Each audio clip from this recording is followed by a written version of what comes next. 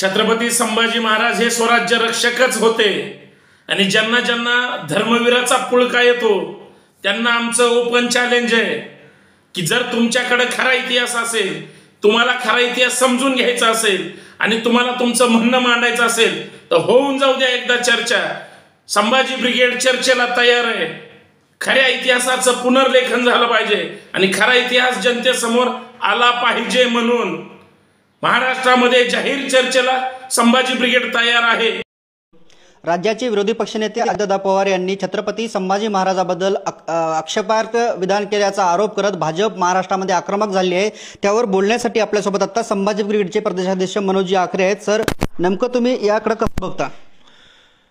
आपल्या वीर मरणाने भारतास नवजीवन देऊन यवनी आक्रमणांपासून भारतीय संस्कृतीचं संरक्षण करणारा एक हुतात्मा म्हणून छत्रपती संभाजी महाराजांकडे आपण बघतो। छत्रपती शिवाजी महाराजांनी रयतेचं राज्य निर्माण केलं। तो काही कुठला धार्मिक लढा नव्हता, तो एक स्वातंत्र्य लढा होता आणि म्हणून सर्व जाती जमातीचे लोक या स्वातंत्र्य लढ्यात सहभागी झाले आणि एक स्वराज्य निर्माण झालं आणि त्या स्वराज्याच्या संरक्षणासाठी, त्या स्वराज्याच्या रक्षणासाठी स्वराज्य निष्ठा ठेवून छत्रपती संभाजी महाराजांनी लढाया केल्या आणि त्या लढाया जिंकल्या सुद्धा। आणि म्हणून स्वराज्य रक्षक छत्रपती संभाजी महाराज म्हणणं हे काही वावगं नाही, कारण छत्रपती संभाजी महाराजांची स्वराज्य निष्ठा होती आणि स्वराज्य रक्षणाचा धर्मच हा त्यांचा धर्मरक्षण होतं आणि म्हणून छत्रपती संभाजी महाराज हे स्वराज्य रक्षकच होते। सत्ताधाऱ्याकडून किंवा विरोधकाकडून वारंवार महापुरुषाबद्दल अपमान केला जातो, कसं याकडं?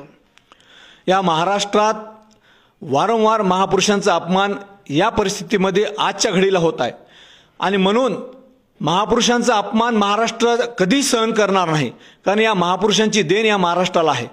परंतु छत्रपती संभाजी महाराज असतील, शिवाजी महाराज असतील, डॉक्टर बाबासाहेब आंबेडकर असतील, या महापुरुषांचा, महात्मा फुले असतील, सावित्रीबाई फुले असतील, या महापुरुषांचा अपमान वेळोवेळी करतायत।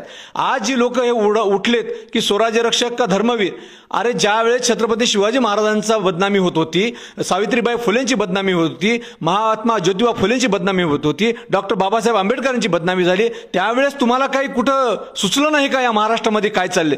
हे भाजपची RSSची बाणगुळे ज्यावेळेस कोश्यारी जी असतील, चंद्रकांत दादा पाटील असतील, हे जर महापुरुषांची बदनामी करत सुटत असतील आणि महाराष्ट्र शांत राहत असेल ते जमणार नाही। महाराष्ट्र इथून पुढे कधी शांत बसणार नाही आणि या महाराष्ट्रामध्ये हेतू पुरस्सर षड्यंत्र रचून हे काम करण्यात येत आहे। म्हणून मी आवाहन करतो, जे काही ही लोक ओरडतात ना, यांनी रस्त्यावर धिंगाणा घालण्यापेक्षा आमच्या आव्हानाला दाद द्यावी। छत्रपती संभाजी महाराज धर्मवीर होते का स्वराज्य रक्षक होते हे तुम्ही सिद्ध करा की ते धर्मवीर होते। आम्ही सिद्ध करू की ते स्वराज्य रक्षक होते। तुम्ही जे काही इतिहास संशोधक तुमचे असतील त्यांना बोलवा, आम्ही आमचे इतिहास संशोधक समोर घेऊ आणि चर्चा करू। एकदा चर्चा होऊन जाऊ द्या। आम्ही वारंवार म्हणतो की महापुरुषांची बदनामी थांबवा आणि तुमच्याकडे जे काय खरा इतिहास तुमच्याकडे असेल तर तुम्ही आणा, आमच्याकडे काय खरा इतिहास तो इतिहास आणू आणि इतिहासाचा चर्चा घडवून आणू। परंतु तुम्ही चर्चेला कधीच तयार होत नाही। आम्ही आवाहन करतो, परंतु खोटा इतिहास महापुरुषांना संकुचित करण्याचं हे षड्यंत्र या महाराष्ट्रामध्ये RSSनं लावून धरलेलं आहे आणि RSSचा पूर्ण अजेंडा आहे भारत सरकार आणि राज्य सरकार पूर्ण ताकदीने वापरते आणि म्हणून महाराष्ट्रात सरकारकडे आज कुठलेच विषय नसल्यामुळं महाराष्ट्र अशांत करणं आणि हे असे दंगे फसाद करून हे महाराष्ट्र सरकारचं षड्यंत्र आज या घडीला आपल्याला दिसते।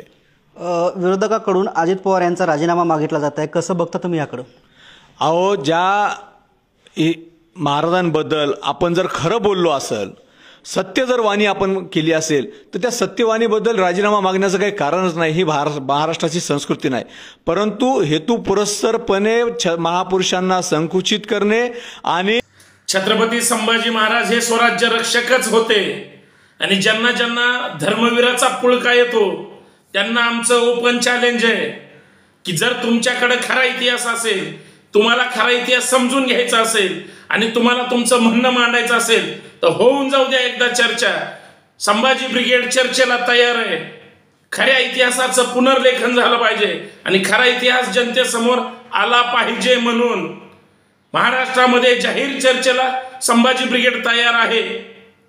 आहे का भाजपमध्ये, भाजपच्या चेल्याचा पट्यांमध्ये किंवा कुठल्या तथाकथित मनवादी साहित्यिकामध्ये तुम्ही पुरावा द्या, नाहीतर आम्ही पुरावा देतो। छत्रपती संभाजी महाराज हे स्वराज्य रक्षकच होते। अरे भाजपला तर एवढा बावचळ येत नाही लोक फक्त माननीय अजितदादा पवार साहेब सभागृहामध्ये हिवाळी अधिवेशनात स्वराज्य रक्षक छत्रपती संभाजी महाराज एवढं वक्तव्य केलं तर ह्या मनुवाद्यांना बुडबुडे यायला लागले.